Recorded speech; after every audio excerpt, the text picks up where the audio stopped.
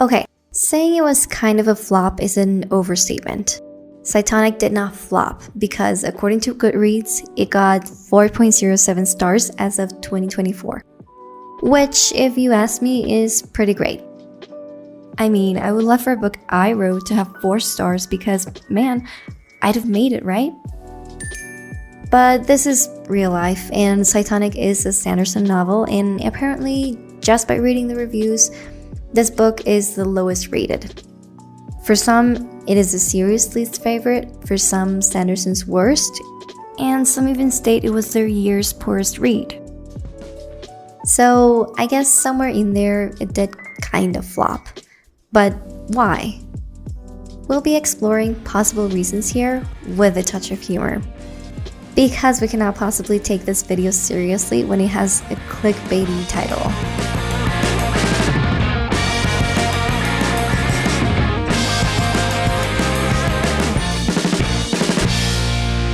Hello there, I'm Samitha. In this video, as the title and the intro has correctly informed you, I will be going over why I think Cytonic flopped.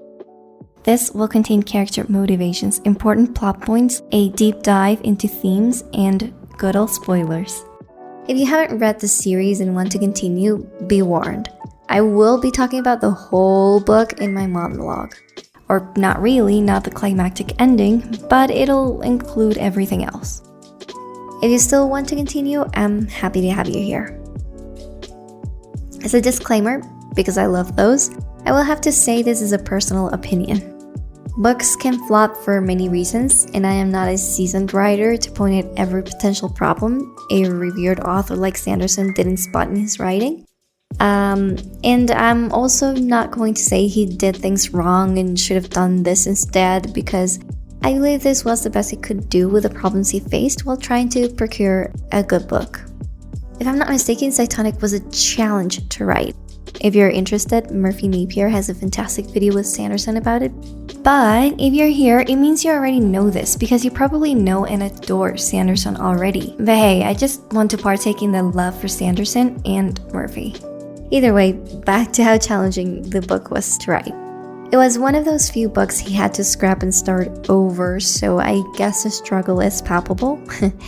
And I commend him for a great job. I've only scrapped books of mine so far without any results. So I guess I haven't really done anything as grand as he has. So no, he doesn't suck as a writer. This was not a bad book by any means, and I might be very wrong in what I'm about to say. Great start to a video, huh? Wait, we haven't started yet? Yeah, fandoms are scary. I joke, don't kill me. I'll stop trying to be funny now and start the video. First question we need to ask is, what is Cytonic?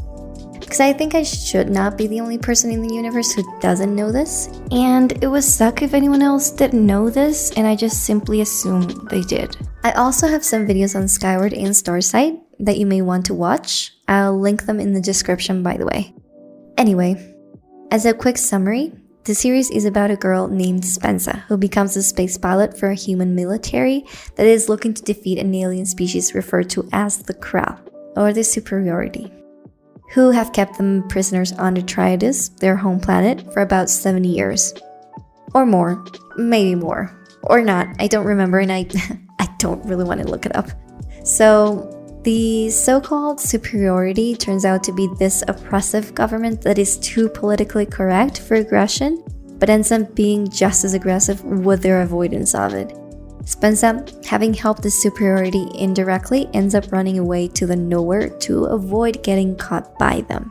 Now in the nowhere, she has to grapple with the most powerful weapon her enemies can muster, a Delver, destroyer of entire worlds and galaxies in a sweep. How is she, a mere mortal, supposed to counter them? The thing is, she is not a mere mortal anymore. She is Cytonic. Now, for those of you who got lost for a second, there are 2 important words I haven't explained yet that curiously set up the experience for this book. First one, the nowhere, and the second, Cytonic. In stark contrast to the previous installments, this book will take place entirely in the nowhere. A place separate from the regular habitat of most living creatures, like another dimension of sorts. A place of magic and a place where time, space, and reality itself bend in impossible ways.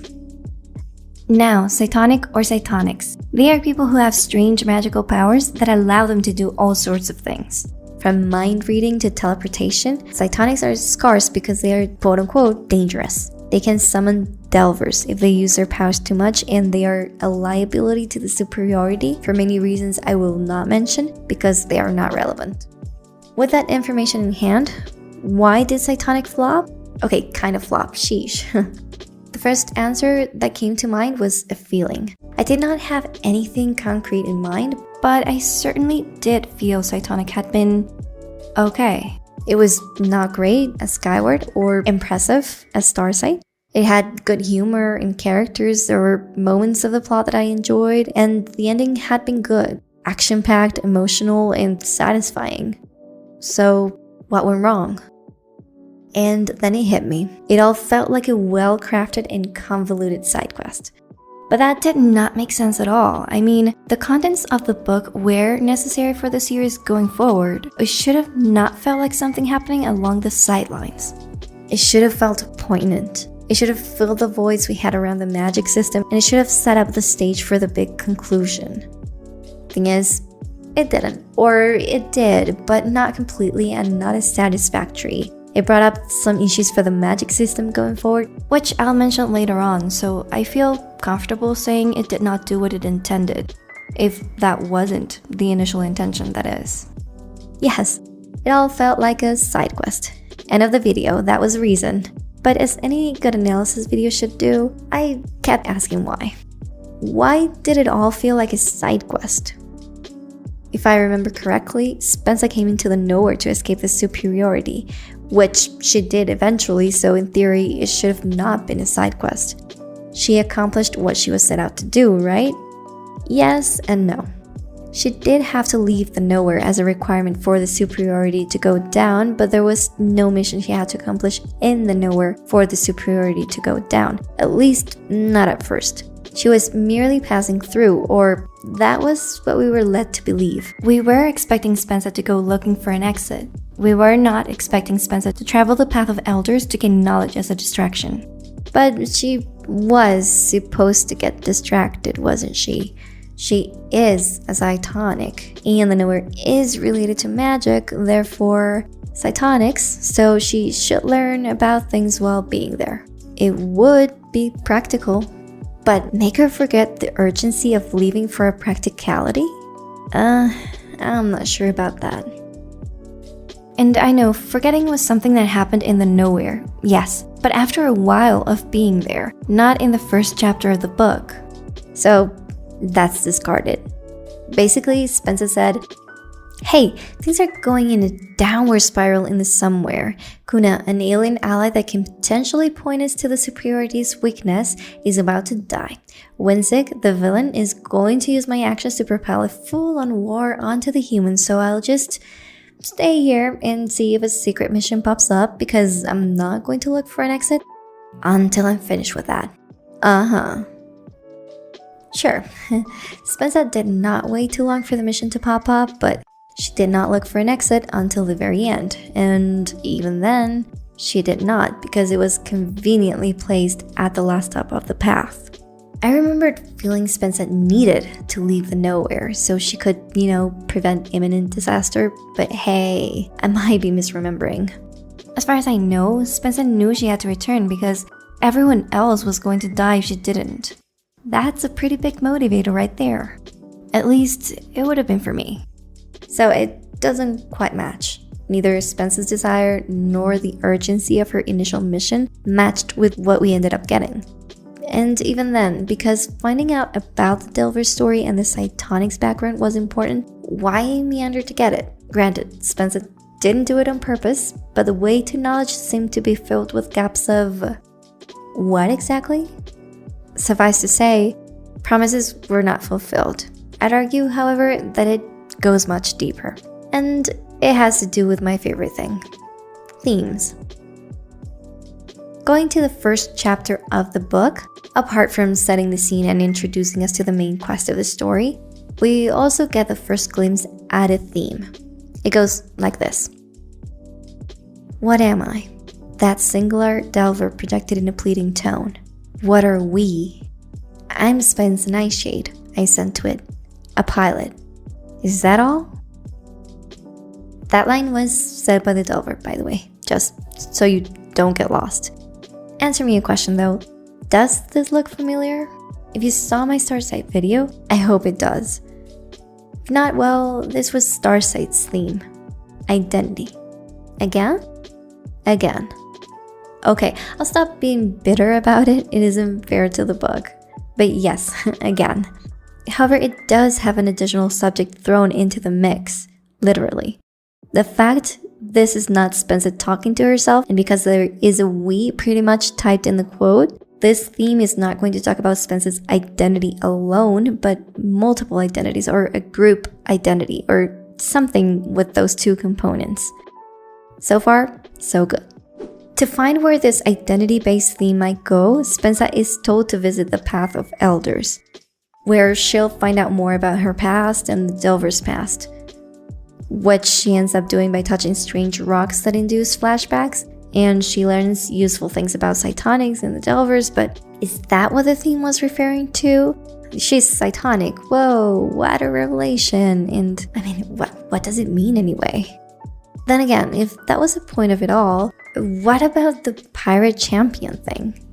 If you recall, Spencer is dragged to become the pirate champion to further strengthen the bonds of her new group of pirate friends, but why? And before you say it was because Peg, the pirate leader, wanted to attack Surehold to get her home back, then consider this.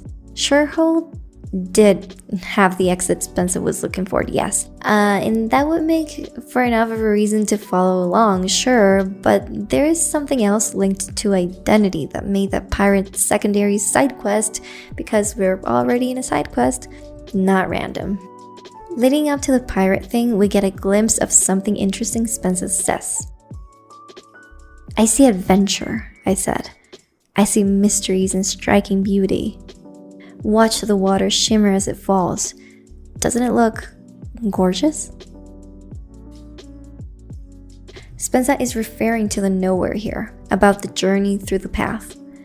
But the most important thing here is not her description of the landscape, but how her words sound. And the fact she, seconds before, mentions her friends in detritus without batting an eye about their situation. She thought about her friends in trouble and she was content watching the scenery.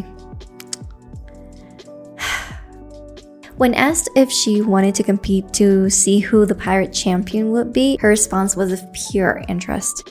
She was excited to compete with starfighters for a title that had no relevance to the reality of the somewhere, or the war itself. And although this was somewhat of an out-of-character thing for Spencer to do and say, because it sort of was, but not completely, what was the point of this?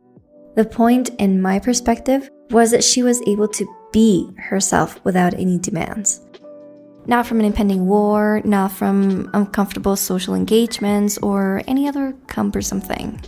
She was doing what she had always dreamed of doing.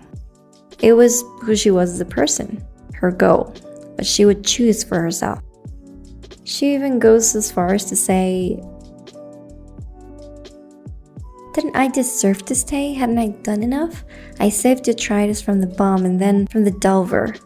Wasn't that enough for one woman? And now I had the chance to escape into a story, all the while providing vital service to my people. I traded my future in the somewhere for holding back the destructive force of the Delvers. She's finding an excuse to stop her mission, to convince herself she's doing what's best for everyone. Then, in conversation with Hesho, an alien friend of the Gitson planet, he says his part for Spencer to make her choice. She wonders if her decision to stay is genuine or masked with cowardice. Hesho answers, "You are tired of sacrificing what you want for the good of your people," Hesho said. "Yes," I whispered. "That is not cowardice, but selfishness," he said. Then, somehow, she ends up deciding she would go back because of her friends. Not only a duty she felt she had towards her people and herself, but she knew nothing meant something without those she loved. After all, I didn't want to live in a story, not if it meant leaving my friends and family. I would never be happy here without them, and I didn't want to forget them like Ched had. The ending does approach after that, but I'm not going to go into it because it's the last we hear of the theme. But maybe that wasn't the theme at all, and I'm just trying to see things where there are none. Either way, according to my theory, Cytonic would be about identity. An identity Spencer chooses for herself concerning her people and her place in the war. It was not about a duty imposed on her, but it was something that came to her as a purpose she chose. This choice is part of her as much as those desires that constitute her personality. It's putting others' well-being before hers, but not only for them, not because it would be the right thing to do, but for her as well, for her own happiness.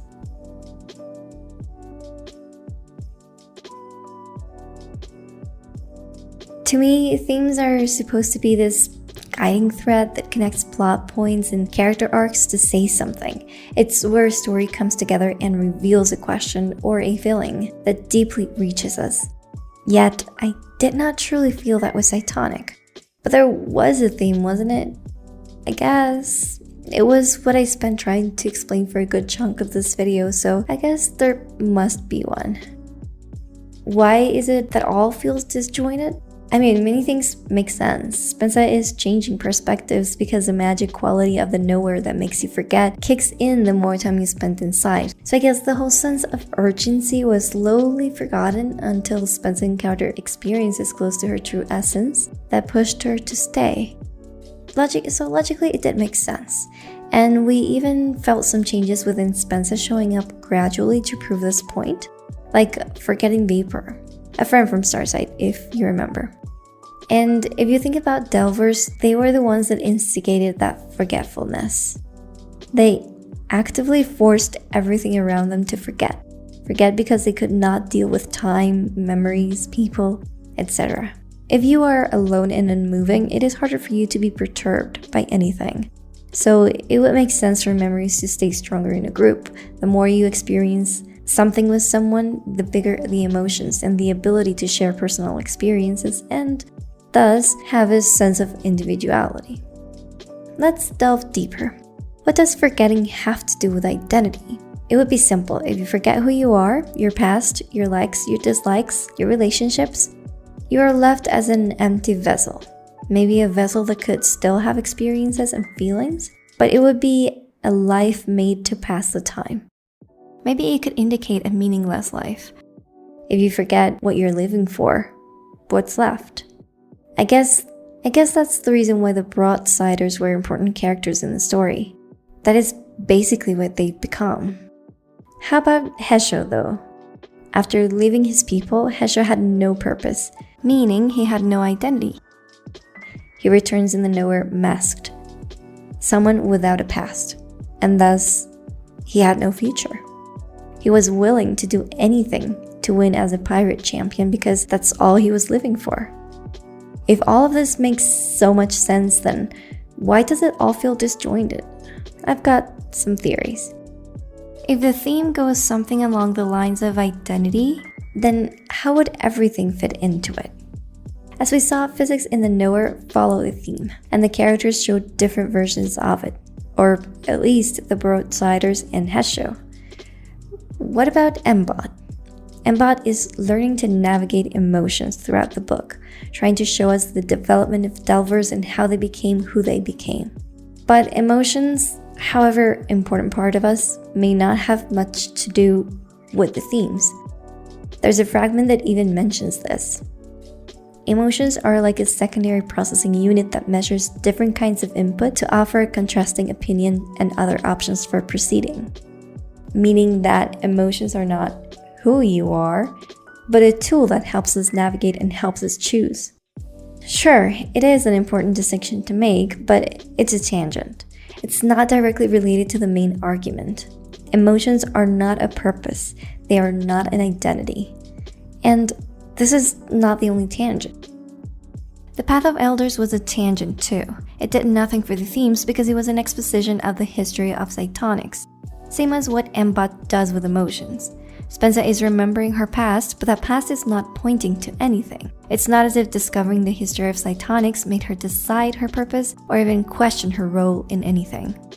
And then there's Chet. His motivation was to figure out who he was, and maybe there was a hint of purpose towards the end of his story in the book. But his purpose was solely to discover his identity and learn to manage his new inputs, just as Embot. Chet doesn't have an identity of his own. He's exploring. He doesn't know what to do with any of it. And why take physical form?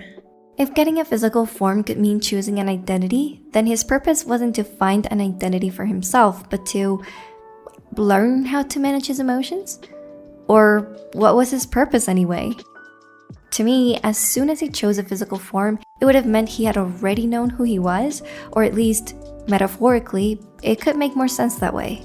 And why are emotions being brought up here as if they were a symbol of Chat's and Embot's identities when we were expressly told emotions were not who we were supposed to be? And let's not go into the whole slug shape shifting because why? Yes, they hide from the dwellers in the nowhere. It's their survival mechanism. But by shifting forms? And how does that even begin to work? How does Doomslug fit into a pocket? Yes, I know this might be nitpicking, but hey, valid questions. If anyone has figured it out, please help me out, please. And I think the biggest thing I don't understand about slugs is why the hell do they not forget their past or their memories, and why do they help people remember? How does that fit into the theme at all? In short, I can't figure it out. And lastly, there's Spensa's arc. We went through this, sort of, but again, she goes inside the nowhere fully determined to stop the superiority, and without rhyme or reason, she doesn't want to search for an exit, but wants to find her Cytonic identity. And even later on, as she gradually forgets, she still remembers her friends in danger, and instead wants to stay. That was not the Spensa we knew, and the forgetting didn't actually make her forget the danger. The theme, although interesting by itself, seems a little bit contrived. True, Spensa maybe hadn't chosen her purpose in the war for herself, but the random desire to stay in the nowhere didn't coincide with the Spensa we left in Starsight. Not to mention that the moment Spensa decides to go back to her friends, she does so not after she had an experience that opened her eyes, but after she thought about it a little more. Maybe the Hesha quote I mentioned was the very powerful trigger, but everything happened too fast after that. Or I can't really read the signs. Maybe that one's it. In the end, it doesn't look that bad. There are little pieces that don't fit or match that perfectly, but the more they compile, the more confusing it all gets. I get the feeling Cytonic was about identity, but also purpose and emotions and new rules regarding the magic system and characters being forgetful for whatever reason. What am I reading again? What was I supposed to take away from all this? What was I supposed to feel? Either way, I still remember a good time, and I even recall shedding a tear too. And yeah, Spensa ignored the fact everyone was in danger and fighting a war, just to go hang out with pirates. That still bothers me.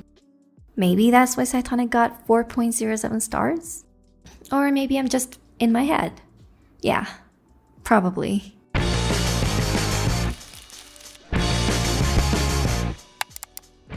It was a whole journey to write this video because it was all very confusing to me while I tried to glue everything together.